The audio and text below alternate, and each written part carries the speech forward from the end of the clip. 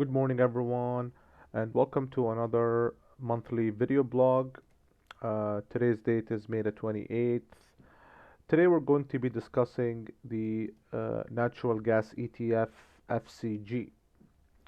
We can clearly see the impulsive sequence from the 2020 lows, followed by a corrective pullback in 7 WXY, and then the recent push higher opened a bullish sequence.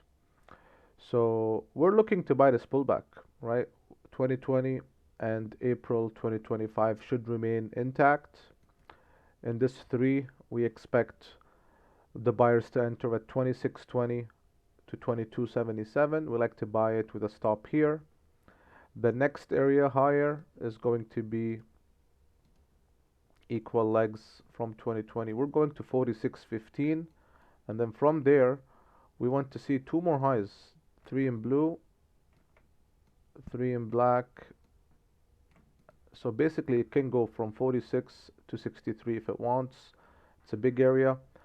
Look to book profits at 46, 52, and 63. As long as the April 7th lows hold, the right side remains bullish, right?